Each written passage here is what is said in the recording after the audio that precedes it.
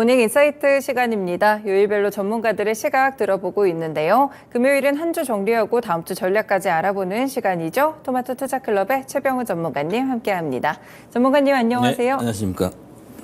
네, 저희 지난주 이번 주죠. 이번 주 증시 한번 좀 살펴보겠습니다. 네. 테마별로도 좀 달랐던 것 같은데 어떻게 보셨어요? 코스피는 소폭 이제 감망을 하고 있고 코스닥은 주초엔 좀 많이 빠졌습니다. 그래서 다시 어제 반등하고 있는데 코스닥이 조금 더 위험하게 지금 현재 시장 보이고 있고요. 네. 코스피는 지난주 금요일 저점이 2,528포인트였는데 어제 종가가 만기일 영향으로 크게 올라서 2,572로 한 뭐 어느 정도 안정적으로 이렇게 움직이고 있습니다. 네. 저항선이 2,570 정도 되는데 거기에 다시 저항선까지 올라왔다. 그럼 또 반락을 할지 다시 돌파할지를 좀 지켜봐야 될 것 같고요. 최근 일주일로 이제 FM CPI가 나오기 전에 경계 심리가 계속 있어서 주초에는 약세였고 특히 나스닥도 같이 좀 급락했다가 지금은 안정이 돼 있습니다. 그래서 전체적으로 기술주가 좀 조정을 받았다가 네. 이제 다시 좀 소폭 반등하고 있는데 아직 조정이 끝났다고 보기엔 좀 이르고요. 그래서 전반적으로 뭐 코스피나 코스닥 다 2차 전지가 7월 26일부터 고점 찍고 하락해서 거의 한 30% 기본적으로 내려왔습니다. 네. 그래서 뭐 반타 장난구도 있고 그래서 이 8월, 9월 계속 좀 하락해서 이제 최근에 주 후반에 좀 멈추고 있는 어제부터 멈추고 있는 것 같고요. 네. 가격적으로 보면 2차 전지 양극재도 이제 빠질 만큼 빠졌다. 이렇게 반등을 하고 다시 빠지더라도 현재는 단기적인 저점은 어저께 형성되지 않았나 이렇게 보이고요. 네. 그다음에 시장에 중요한 게 있는데 삼성전자 하이닉스가 반등을 좀 하고 있습니다. 그리고 삼성전자도 이번에 고점을 돌파할지를 좀 체크해 봐야 되는데 왜냐하면 DRAM 가격이 반등을 하고 있어서 네. 전체 업황 개선에 대한 기대가 높거든요. 그런데 이제 좀 더 지켜봐야 되겠지만 확실하게 업황이 메모리 반도체가 추세적으로 가게 된다면 전체 지수는 괜찮지 않을까 그렇게 보이고요. 네.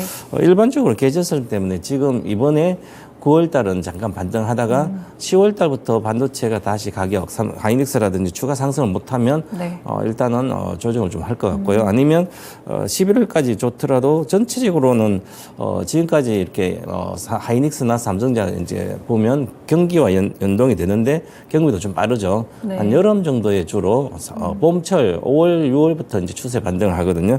뭐 그 내년에 저는 5, 6월부터 아마 추세 반전을 크게 할 거로 보이고 네. 지금은 이제 박스권 좀 상단으로 좀 올라와 있다 이렇게 보면 되고요. 그는 코스닥 지수는 이제 저점이 882에서 이렇게 어제는 918이었는데 899로 끝났죠. 그래서 이미 조정은 코스닥 확실히 들어갔다 지수는. 네. 그러면 결국 코스닥 상위권에 있는 것은 2차 전지 양극재고요. 그 밑에 이제 반도체가 이렇게 있는데 그럼 전체적으로 이제 양극재는 일단 조정에 들어가 있고 확실히 가격 조정 끝나고 기간 조정은 거칠 걸로 보이고 네. 그다음에 뭐 그전에 이제 리튬주 이런 것은 벌써 이미 상반기에 끝났고 로봇주가 지금 다시 8월 달에 중순부터 로봇이 강했는데 아직은 다음 두산 로보틱스가 있기 때문에 뭐 네. 상장에 대한 이슈도 있고 해서 전체적으로 이제 행보를 하겠지만 큰 시세는 아마 이번에 9월에 로봇주도 끝난 것 같고 고점은 찍은 것 같습니다. 네. 그러면 반등 매매는 뭐 하면서 빠져나올지 추가 갈지를 고려해 봐야 될 것 같고요. 그래서 지수가 한 3, 4% 이렇게 급락을 했다는 것은 네. 주간에 아주 많이 빠지고 어떤 추세가 형성될 수도 있거든요. 그래서 일단 코스닥은 좀 빠지고 코스피 쪽으로 이동을 좀 해야 되지 않을까. 그래서 이번에 4월 중순까지 양극재 좋을 때 그 이후에 아마 좀 대형적으로 좋을 거라 봤는데 네. 경기가 좀 지연되고 있었어, 회복이. 그래서 늦어졌고. 그래서 이제는 코스닥보다는 코스피가 조금 나아지는 구조가 되지 않을까. 특히 내년 정도는 코스피의 장세가 되지 않을까 이렇게 기대를 하고 있고요. 그다음 전체적으로 2차 전지가 고점 대비 한 30% 뭐 40% 빠졌기 네. 때문에 일반적으로 한번 시세가 빠지면 그 정도 빠지면 되돌림을 주거든요. 모든 시세는. 그래서 되돌림을 줄 수 있는 그런 가격대에 왔기 때문에 오늘 시세를 좀 잘 봐야 될 것 같고요. 로봇주는 뭐 하락 반전했고 그다음에 중요한 것은 지금 바이오 제약들이 튀는 게 있거든요. 네.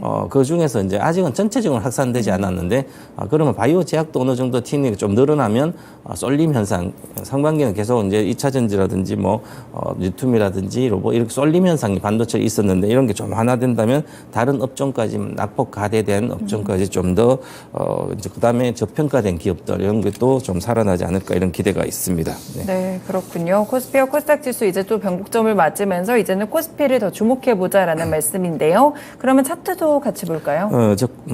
코스닥 차트는 큰 의미가 없지만 코스피 네. 차트는 좀 잘 봐야 되는데 네. 코스피 차트가 이렇게 보시니까 이제 제가 이렇게 저항선 해놨는데 파란색으로 가장 큰 매물대가 있습니다. 그 매물대가 2,570에서 2,670 정도 되는데요. 네. 이 매물대를 뚫으려면 거래가 실려야 되거든요. 그쵸. 밑에 중간에 보면 거래가 줄어 있습니다. 네. 거래가 줄어 있다는 것은 시간이 걸리겠구나. 거래가 없었으면 거래가 많이 실리면 그냥 저항을 그냥 뚫어버릴 수 있거든요. 네. 근데 거래가 줄어들었기 때문에 그러면 이걸 뚫기 위해서는 계속 올라가면 또 내려오고 올라가면 내려오고 이렇게 해서 시간을 계속 보내다가 어떤 모멘텀이 발생해야 뚫거든요, 한 번에. 아직은 뚫기보다는 이제 다시 2,600 오면 또 반락하고 또 반락하고 이런 과정이 좀 더 이어지지 않을까 이렇게 보고요. 그래서 다음 달부터는 전체적으로 조금 더 이제 코스피가 나아질 걸로 보이는데요. 네. 그래서 아직은 이제 박스권, 작은 박스권이 이렇게 보고 관망세다 전체적으로 이렇게 봐야 될 것 같습니다. 네, 차트상으로는 관망세가 느껴지고 있습니다. 그리고 이제 어제 또 CPI가 발표가 됐어요. 좀 혼재된 지표가 나왔던 것 같은데 어떻게 살펴볼까요? 우리가 이제 CPI 소비자 물가가 우리 물가거든요. 그래서 이 물가가 낮고 경기가 하락하면 좋은데 그건 사실은 쉽지 않으니까. 그렇죠. 지금은 이제 물가가 높은 상태인데 다른 나라는 안 좋은데 미국 물가 높은데 미국은 경기가 좋다는 얘기죠, 맞아요. 어느 정도. 네. 그리고 우리 물가가 뭐 마이너스가 있고 아니면 0%는 중국. 그러면 경기가 안 좋다는 거거든요. 그래서 물가가 내려가는 상태에서 경기가 안 좋으면 침체가 계속 좀 이어지는 거고. 네. 지금은 이제 과거에 연준의 목표 물가를 한 2.0으로 해놨기 때문에 맞아요. 아직까지 3%대니까 멀었거든요. 그래서 긴축을 계속 하고 있고요. 그럼 긴축을 계속 하는데 그러면 강하게 긴축을 1년 동안 강력하게 긴축을 했는데 이제는 긴축을 좀 많이 낮춰서 네. 소폭 긴축을 하든지 하면서 그러면 이제 고금리가 계속 언제까지 이어질까? 우리는 고금리가 이어지는 기간 네. 그게 이제 투자자 관심이 많거든요. 추가적으로 이번에 체크를 해보니까 CPI 상승률은 전년 동기 대비해서는 3.7% 예상이 3.6%였는데요. 그러면 예상보다 상회했다는 거죠. 그다음 전월 대비해서 0.6이었으니까 예상치와 부합치 같았어요. 그러면 어느 정도는 행보를 하는데 이제 전체적으로 보니까 많이 올라갔어요. 3.7이니까. 네. 그다음에 근원 CPI는 예상이 4.3인데 4.3나 그대로 나왔지만 전월 대비는 또 근원 CPI도 전월 대비는 높아져서 예상치를 상회했기 때문에 네. 전반적으로는 수치가 좀 예상치를 상회했다. 그러니까 다시 물가에 대한 우려가 1년 동안 계속 우리가 우려를 했는데 또다시 이러다 올라가지 않을까 이런 그렇죠. 우려를 계속 네. 하는 거죠. 그래서 예상치 상했기 때문에 그렇고요. 그래서 전체적으로 보면 이제 전체를 제가 파악해 보니까 디스인플레이션, 물가가 둔화되고 있는 이런 기조는 유지되고 있다. 네. 그래서 특히 9월 FOMC가 다음 주, 그다음에 이제 앞으로 FOMC는 11월, 12월 있는데요. 9월하고 11월, 12월 달에 현재 뭐 8월 달 이 하나의 CPI를 보고 동결이다. 확실하게 얘기할 수는 없지만 네. 만약에 9월 달에도 좀 더 예상치를 상회를 한다면 CPI가 그러면 11월에 이제 금리를 올릴 다시 수 이렇게 좀 있겠네요. 올릴 가능성이 네. 한 절반대 정도 되지 않을까 이렇게 보고 있고요. 그렇더라도 쉽게 올리지는 못할 것 같고요. 그다음에 이 물가만 보는 게 아니라 금리올 때 고용 시장까지 봐야 되거든요. 맞죠. 그래서 고용은 지금 현재 좀 탄탄한데 조금 뭐 이제 금이 가는 정도. 네. 고용도 냉각되고 있는 그런 기미가 좀 있기 때문에 9월 달까지 좀 보고 해야 되지 않을까. 그리고 전체적으로 근원 CPI가 내려가기 때문에 그러면 어느 정도 좀 안정이 되지 않을까. 디스인플레이션은 가고 있다 이렇게 봐야 될 것 같고요. 네. 우리 헤드라인 CPI 그죠? 이제 3.7이니까 근원은 좀 추세적으로 좀 내려가고 있습니다. 그런데 전체적으로 이외에 물가가 올라갔을까 전반적으로 그거는 바로 상승 요인을 체크해 보니까 전체적으로 에너지와 가솔린 가격이 급등한 거거든요. 네. 그러면 이제 유가가 계속 올라갔으니까. 그래서 이 에너지 가격들이 급등했는데 보니까 휘발유가 이제 상승, 전월 대비가, 전월에 0.2% 상승인데 이번에는 8월에는 10.6% 많이 크게 올랐네요. 엄청 오른 거예요. 네. 그래서 휘발유 가격이 엄청 올랐으니까 당연히, 이제, 상승되는 요인이, 물가 올리는 요인이 되는 거죠. 그래서 이 국제유가 상승에서는 지금 좀 이어지고 있는데, 네. 지금 유가가 지난번 저는 유가가 한 90달러 이상 못 갈 거라 봤는데 그럴 가능성이 높을 것 같아요. 그러면 그럼 물가에 대한 자극이 계속 있는 거죠. 이렇게 지금 8월달 가장 중요한 상승 요인이 에너지 가격이기 때문에 네. 휘발유 이렇게 되기 때문에 그러면 이게 이제 우리가 난방 수요라 그러는데 주로 겨울에처럼 미리 쓸 거 3개월 정도나 이렇게 3개월 정도 미리 사놓거든요. 그러면 한 10월 달까지 주로 유가는 강세예요. 네. 10월 달, 9월, 10월에는. 그래서 10월 하순에 10월 말경에 유가가 안 올라가고 11월에 빠져버리면 네. 그때부터는 확실히 잡혀요, 유가가. 그래서 이제 10월 말경 정도에 유가가 어떻게 움직이는지를 11월 초까지 봐야 되고 그때 잡히지 네. 않으면 유가가 안 잡히면 하락으로 딱 돌아서지 않는다면 겨울에도 계속 좀 강세지 않을까 이렇게 보이면 물가에 대한 우려가 다시 또 부활할 수도 있고요. 그래서 네. 10월까지 좀 봐야 되고 그래서 우리가 경제 지표를 볼 때는 주로 이제 8월보다는 10월 달에 나오는 지표를 보는 게 전체적인 흐름이 아주 경기에 중요하거든요. 그래서 네. 10월 달에는 너무 경기 침체에 관련된 지표가 안 나오고 어느 정도 괜찮아야만 그 이유도 좋을 것 같고요. 그래서 전체적으로 보면 이제 유가는 10월 달까지 일단 지켜봐야 된다. 그러면 이제 9월 달에 CPI가 나올 때 잘 안 나오는 예상치를 상회할 수도 있다는 거죠. 네. 그러면 9월 달에도 안 나오니까 이제 대다수 이제 10월 달 우리가 확인할 때는 10월 달에는 보면 11월에 또 FOMC 금리 올리겠구나 이런 생각을 하게 되면 장이 아직까지 가기는 쉽지 않은 거죠. 아직까지 뭐 이제 위험 요소가 있으니까. 네. 그래서 좀 천천히 추세적인 상승은 아직까지 좀 시간이 많이 걸릴 걸로 보이고요. 그다음에 또 상승 요인 중에 한 개가 항공요금과 병원 서비스인데요. 네. 이 항공요금이 전월 대비 4.9% 올랐다는 것은 물론 항공요금은 휘발유 가격이 엄청 차지하니까 휘발유가 올라가니까 당연히 항공요금도 올라가는 거고요. 그렇죠. 대중교통수단도 올라가는 거고. 그래서 전부 다 그러면 에너지 가격에 달려 있는 거고요. 그다음에 의료 서비스라든지 이쪽에 상승 임금 요인이 있는데 이것도 인건비 때문에 인건비가 많이 올라갔으니까 네. 그래서 상승 요인에서 이거 잘 안 빠질 거로 보이고요.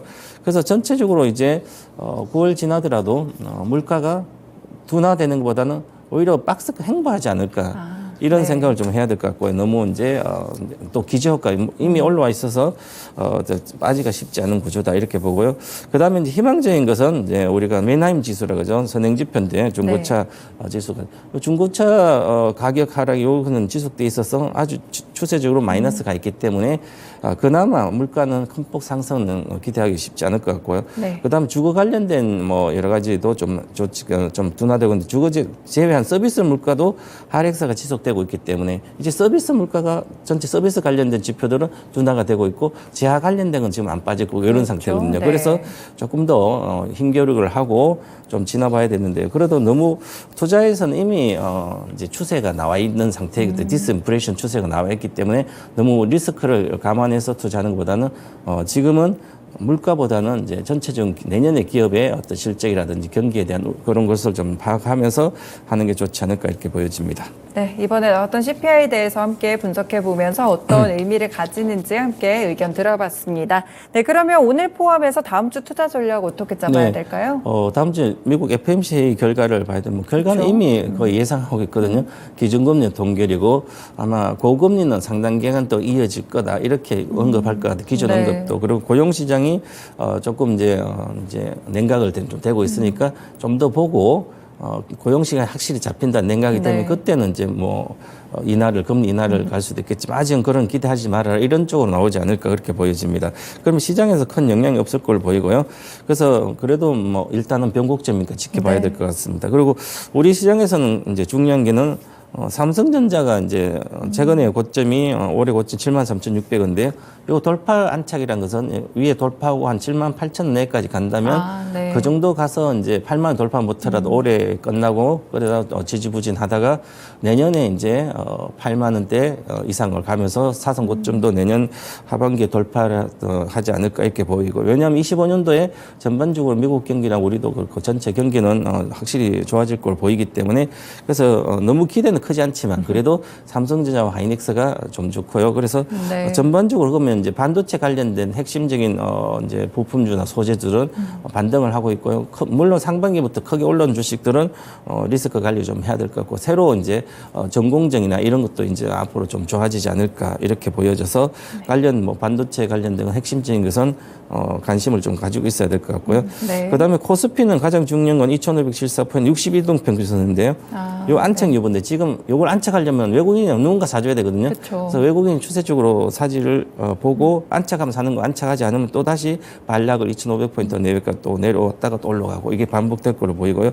전체적으로 2차 전지가 단기 가격 조정이 마무리됐기 때문에 반등할 때 얼마나 크게 반등하는지 힘이 있는지 강세 네. 이런 거 체크해야만 전체 지수도 파악될 것 같고요. 지금은 이제 전체적 가격 메리트가 가장 좋은 게 바이오와 제약 이쪽이거든요. 그래서 이쪽을 이제 일부 저도 이제 관심적으로 뭐 얘기해주고 있었지만 편입을 해서 매매해도 되고 투자해도 되고 리스크가 적은 구간이니까 물리면 갖고 있어도 충분히 내 가격이 오니까 그런 쪽으로 이쪽으로 투자하는 게 좋지 않을까 이렇게 보여집니다. 네, 그렇군요. 2차 전지 단기 가격에 대한 조정 여부 체크해 보시면서 제약바이오 관심 업종으로 또 두셔도 좋을 것 같습니다. 그럼 오늘 포함해서 또 다음 주까지 유망주도 제약바이오 살펴볼까요? 그래서 이제 제약바이오 지난번에 제가 한미약품을 해드렸는데 맞아요. 28만대 해서 이제 어느 정도 잘 가고 있습니다. 뭐 요즘은 제약바이오가 과거처럼 막 폭등하고 이러지 않거든요. 네. 왜냐하면 다 사람들이 이제 테마쇼 저쪽에 다른 데 쏠려서 가 있다가 이게 워낙 많이 내려와서 2, 3년 동안 내려와가지고 뭐 물린 사람들은 언제 올라올까 그죠? 반타작 기본이니까. 맞아요. 네. 그래서 그래도 지금은 핵심적인 거 올라가거든요. 어제 같은 게 대하제약 올라가고 이렇게 올라가니 보니까 저는 이번에는 일동제약을 드리겠습니다. 일동제약이요. 네. 네. 일동제약은 이제 그전 2018년도 신약 이런 신약을 시대에 2011년부터 신약 개발하는 항암이라든지 뭐 이런 치료제들은 2018년까지 시세가 많이 났습니다. 뭐 50배, 100배는 기본적으로 나오고 핵심주는 HLB 같으면 200배 나오고 그랬거든요. 네. 10년, 8년 동안. 그러면 그 위에 코로나 때도 초기에는 일동제 움직이지 않았는데 21년도 말부터 22년도까지 코로나 관련된 수혜주로 아주 크게 떴습니다. 네. 뜨고 나서 엄청나게 많이 빠졌는데요. 지금 이제 반전을 하고 있는데 왜 반전하고 있냐면 지금은 전체 우리나라뿐만 아니라 글로벌적으로 바이오는 뭐 신약 개발하는 이제 항암 이런 것보다도 당뇨 관련된 하는 회사들이 네. 좀 뜨고 있습니다. 왜냐하면 당뇨 관련된 게 이 펩타이드 계열이라서 GLP-1 계열은 대다수 당뇨거든요. 네. 펩타이드 계열이라서 요거는 결국은 비만도 요 계열입니다. 그쵸. 그래서 GLP-1 계열을 가지고 신약을 임상을 한다든지 이런 것은 비만 치료제로도 전환이 거의 되기 때문에 네. 그래서 당뇨병 치료제 하는 회사들이 지금 주가가 좀 잘 가고 있거든요. 그래서 당뇨병 치료제 중에서도 경구용 알약 내가 네. 먹는 알약처럼 만들어서 비만 치료제가 나온다면 엄청나게 효과가 좋을 거 아니에요. 그래서 이 시장이 전체적으로 모건스탠리에서 예상한 걸로는 세계 비만 치료제 시장이 한 100조 정도 된다고 합니다. 네. 100조 정도 되면 상당히 크거든요. 연간 뭐 100조 엄청 크니까 그래서 이쪽 시장이 빠르게 열리고 있습니다. 그래서 이 비만 치료제 시장이 이제 개화가 됐다 이렇게 얘기가 되거든요. 뭐 해외에서 그렇게 하고 있으니까 우리는 아직 이제 발걸음 떼는 단계 이제 임상 시험 뭐 계획을 승인해 주는 정도 임상 1상과 2상과 뭐 하다 보면 시간 많이 걸려 사실 10년 걸리는데 그래도 이제 모멘텀은 이제 시작되지 않을까. 그래서 네. 주가가 바닥이니까 바닥에서 모멘텀이 시작돼서 일반인들 관심은 이미 주식에 두세 배 갔을 때 관심을 주기 때문에 네. 지금부터 관심을 갖고 좀 더 길게 투자해도 되는 그런 구간인 것 같고요. 특히 이제 일동제약도 신약 파이프라인을 보니까 여러 개 있습니다. 그래서 2형 당뇨 뭐 이렇게 있고요. 2형 당뇨 관련된 게 새로 많이 하고 또 경구용. 또 일동제약도 요즘 이제 한 2년 정도부터 연구 개발 많이 투자를 하거든요. 네. 투입을 하기 때문에 영업 적자는 뭐 그래도 낮았지만 그건 연구 개발비가 들어가니까 당연히 뭐 상관없이 개발을 연구비에 많이 투입된 결과가 나오지 않을까 이렇게 보여지고요. 그리고 차트를 이렇게 보니까 차트도 이제 과거에 22년도 고점이 79,500원 여기는 생각할 필요 없고요. 이제 코로나 네. 끝났으니까 생각하지 말고 과거에 18년도 19년도 고점이 평균적인 가격이 2만 원 내외에 있거든요. 지금 2만 원 내외에 있으니까 이제 다시 비만 관련된 게 있으니까 이제 상승 추세로 갈 걸로 보이고요. 그다음에 일봉 차트를 보면 거래가 많이 실렸습니다. 어제 그럼요. 모양 아주 좋거든요. 그래서 바닥권에서 거래가 실려 있다는 그 에너지가 보강되니까 좋다 이렇게 보고 이제 관심을 가지고 눌림목 구간에 좀 매수를 하시면 될 것 같고요. 그래서 저는 이제 매수 가격은 좀 눌림목 줄 때 네. 분할을 해서 21,000원 정도를 매수를 하게 되면 목표가는 여기서 한 30~40% 나오지 않을까. 기본적으로. 네. 물론 이 정도 보고 저는 이제 사진 않지만 주로 바이오 제약은 바닥권에서 최소 100% 네. 두세 배를 보고 사야 되거든요. 그래서 한 1, 2년 보고 사면 항상 바닥에 사면 이런 호재에서 그냥 뜨거든요.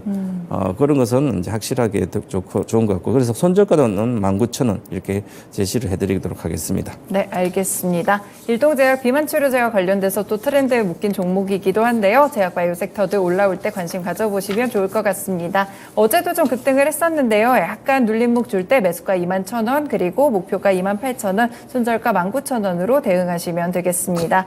네, 전문가님 마지막으로 좀 또 주식시장의 코멘트 한마디 주시죠. 주가 하락이 시작되면 가격 하락이 이루어지고 그다음에 시간 조정을 거쳐야 되거든요. 그래서 기다리는 시간은 주식 투자의 기본이다. 이렇게 말씀드리겠습니다. 네, 역시나 좀 긴 시각으로 살펴보시면서 펀더멘털 좋은 종목에 투자하시면 좋을 것 같습니다. 말씀 잘 들었습니다, 네, 전문가님. 감사합니다. 네, 모닝 인사이트 시간 오늘도 토마토 투자 클럽의 최병훈 전문가와 함께했습니다. 다음 주에 또 FOMC 일정이 있죠. 이를 앞두고 오늘 금요일 이번 주에 또 마지막으로 전략을 정리해 볼 기회입니다. 잘 참고하셔가지고요. 오늘 드린 전략들도 확인해 보시면서 또 다음 주에 전략까지 잘 이어가 보시길 바라겠습니다. 지금까지 다양한 투자 판단에 도움이 되는 말씀들 전해드렸는데요. 특정 종목의 상승과 하락을 보장하지는 않습니다. 모닝쇼 마치겠습니다. 시청해 주셔서 고맙습니다.